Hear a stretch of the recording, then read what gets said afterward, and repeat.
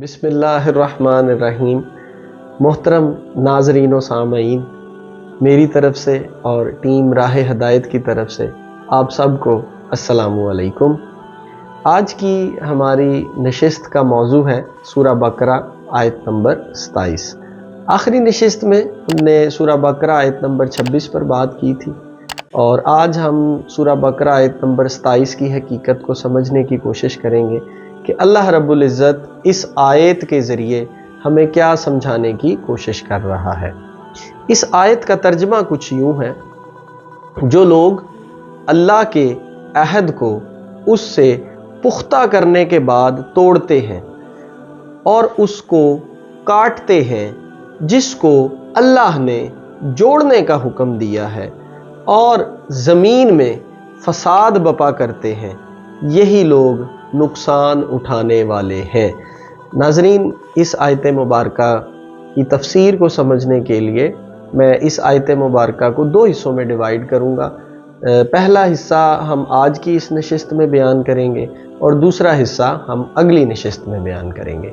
आज की इस नशिस्त में हम कुरान और हदीस की रोशनी से ये समझने की कोशिश करेंगे कि आखिर वो कौन सा अहद है जिसका ज़िक्र इस आयत मुबारका में किया जा रहा है। अल्लाह रब्बुल इज़्ज़त इरशाद फरमा रहा है, जो अल्लाह के अहद को उससे पुख्ता करने के बाद तोड़ते हैं। इसका मतलब हम रब से कोई वादा करके आए हैं और वो वादा को हल्का फुल्का वादा नहीं है, बड़ा पक्का वादा है। एक पुख्ता वादा, एक पक्का वादा हम अपने रब से करके आए हुए हैं और इस दुनिया में आने के बाद हम उस वादे को तोड़ रहे हैं। तो आज की इस नशिस्त में हम इस अहद को, इस वादे को समझने की कोशिश करेंगे। आखिर वो वादा, आखिर वो अहद है क्या। तो सबसे पहले इस अहद को समझने के लिए मैं कुरान पाक की एक आयत यहाँ पर कोट करता हूँ। सूरतुल अराफ आयत नंबर 172। अल्लाह रब्बुल इज़्ज़त इरशाद फरमाता है, और याद कीजिए जब आपके रब ने औलादे आदम की पुश्तों से उनकी नस्ल निकाली। नाजरीन, यहाँ पर एक बात जो सबसे ज़्यादा अहम है, अल्लाह रब्बुल इज़्ज़त फरमा रहा है याद कीजिए। याद कौन सी चीज़ करवाई जाती है? इसका मतलब हमें इस अहद के बारे में पहले पता है, इसलिए हमारा रब फरमा रहा है याद कीजिए उस अहद को जब आपके रब ने औलादे आदम की पुश्तों से उनकी नस्ल को निकाला। आगे चलते हैं, और उनको उन्हीं की जानों पर गवाह बनाया और फरमाया, क्या मैं तुम्हारा रब नहीं हूँ? इसका मतलब इस कायनात में आने से पहले हम सब को अल्लाह रब्बुल इज़्ज़त ने किसी एक मकाम पर क्या किया? इकट्ठा किया। इकट्ठा करके हमसे गवाही ली और हम सब को हमारी ही गवाही पर क्या किया? गवाह बनाया। और गवाही किस चीज़ की ली? अल्लाह रब्बुल इज़्ज़त ने फरमाया, क्या मैं तुम्हारा रब नहीं हूँ? हम सब ने जवाब दिया। अल्लाह रब्बुल इज़्ज़त इरशाद फरमा रहा है, वो सब बोल उठे। क्या बोल उठे? क्यों नहीं? हमने बदले में रिस्पॉन्स क्या दिया? हमने अपने रब को कहा, अल्लाह सुब्हानहू व तआला को कहा, क्यों नहीं, तू ही हमारा रब है, हम गवाही देते हैं ताकि क़यामत के दिन हम ये ना कह सकें हम इस अहद से बेखबर थे।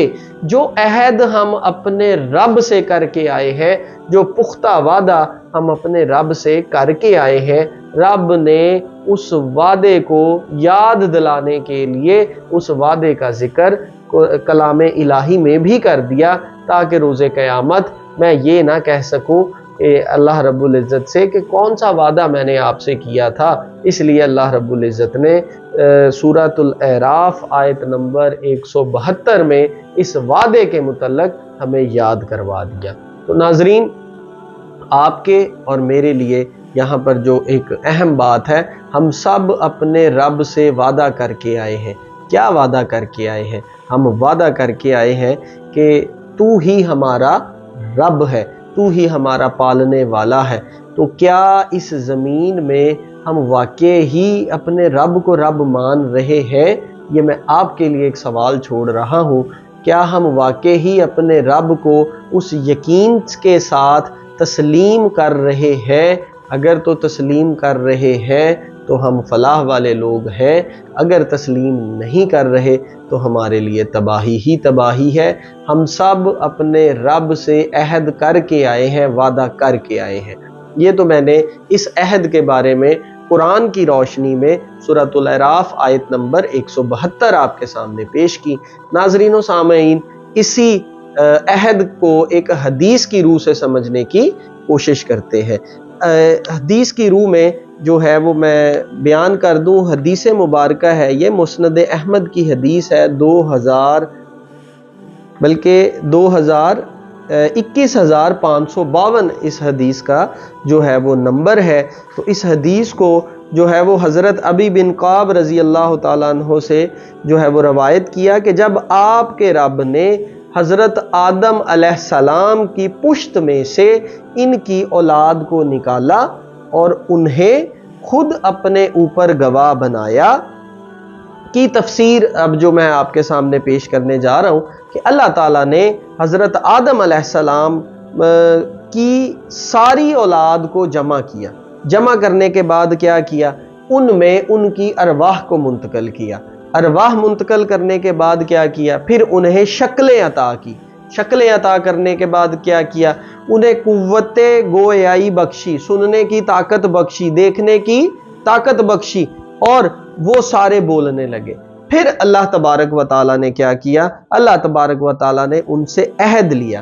کیا عہد لیا؟ یہی عہد لیا کہ میں یہ گواہی دلوائی کہ میں تمہارا رب ہوں۔ تو ناظرین، حدیث مبارکہ میں بڑے واضح الفاظ ہیں کہ اللہ رب العزت نے آدم علیہ السلام کی ساری اولاد کو جمع کیا، آدم علیہ السلام کی اولاد کی پشتوں میں سے اس اولاد کو نکالا، ان میں روحیں منتقل کی، ان کو شکلیں عطا کی، ان کو سننے اور دیکھنے کی سماعت عطا کی، اور پھر سب سے جو ہے وہ گواہی لی، کیا بتاؤ کیا میں تمہارا رب نہیں ہوں؟ تو ناظرین، ہم سب نے اس بات کی گواہی دے رکھی ہے، اس بات کو بھولیے گا نہیں۔ پھر فرمایا، میں تم پر 7 آسمانوں اور 7 زمینوں کو گواہ بناتا ہوں، اور میں تم پر تمہارے باپ آدم کو بھی گواہ بناتا ہوں، تاکہ تم قیامت کے دن یہ نہ کہہ سکو کہ ہمیں تو اس کے متعلق کچھ معلوم ہی نہ تھا۔ یاد رکھو، میرے علاوہ کوئی معبود نہیں، میرے علاوہ کوئی رب نہیں، لہٰذا تم کسی کو بھی میرے ساتھ شریک نہ ٹھہراؤ، اور میں تمہارے پاس اپنے پیغمبروں کو بھیجتا رہوں گا جو تمہیں مجھ سے کیا ہوا عہد جو ہے وہ یاد دلاتے رہیں گے، اور میں تم پر اپنی کتابیں بھی نازل کروں گا۔ اس کا مطلب آلریڈی ساری باتیں جو ہیں وہ طے ہے، ہم عہد کر کے آئے ہیں۔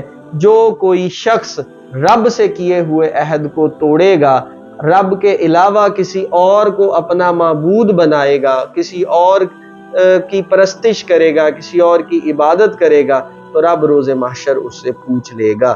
ناظرین، اس سے آگے چلتے ہیں۔ سب نے بیک زباں ہو کر ایک ہی زبان میں کہا، ہم اس بات کی گواہی دیتے ہیں کہ آپ ہی ہمارے رب ہیں، آپ ہی ہمارے معبود ہیں، آپ کے علاوہ کوئی عبادت کے لائق نہیں، ہم فقط آپ کی ہی عبادت کرتے ہیں۔ ہم سب نے اس بات کا اقرار کیا۔ پھر اللہ تبارک و تعالیٰ نے حضرت آدم علیہ السلام کو ہم سب پر فضیلت عطا کی، مطلب انہیں بلند کیا، اور تاکہ وہ سب کچھ دیکھ لیں۔ تو آدم علیہ السلام نے کیا دیکھا؟ آدم علیہ السلام دیکھتے ہیں کہ آدم علیہ السلام کی اولاد میں مالدار بھی ہیں، آدم علیہ السلام کی اولاد میں فقیر بھی ہیں، آدم علیہ السلام کی اولاد میں خوبصورت لوگ بھی ہیں، آدم علیہ السلام کی اولاد میں بدصورت بھی ہیں۔ یہ سارا معاملہ دیکھنے کے بعد حضرت آدم علیہ السلام نے عرض کی اللہ تبارک و تعالیٰ کی بارگاہ میں کہ تو نے اپنے بندوں کو ایک جیسا کیوں نہیں بنایا؟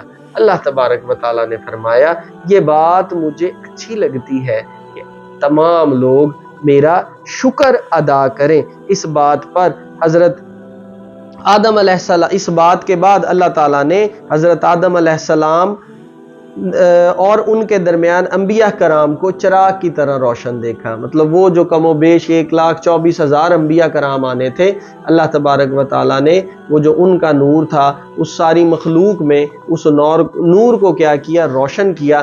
حضرت آدم علیہ السلام نے اس نور کو بھی دیکھا۔ تو ناظرین، یہ حدیث مبارکہ یہاں پر بیان کرنے کا مقصد کیا تھا کہ ہم اپنے رب سے ایک وعدہ کر کے آئے ہیں، ایک عہد کر کے آئے ہیں۔ اگر ہم اس عہد کو کیا کریں گے؟ توڑیں گے تو روز محشر ہم جواب دہ ہیں۔ فیصلہ آپ نے کرنا ہے، میں نے کرنا ہے۔ ہم اس دن اپنے رب کو کس منہ کے ساتھ جو ہے فیس کریں گے، کیا ہم وجہ لے کے جائیں گے؟ تو اگر آج ہم غور و فکر کریں، چیزوں کو سمجھیں، تو اپنی زندگی کے معاملات کو بہتر کر لیں تاکہ اس دن ہمیں شرمندگی کا سامنا نہ کرنا پڑے۔ فیصلہ میں آپ پر چھوڑتا ہوں اور دعا کرتا ہوں کہ اللہ رب العزت ہمیں ان تمام باتوں کو سمجھنے کی توفیق عطا فرمائے۔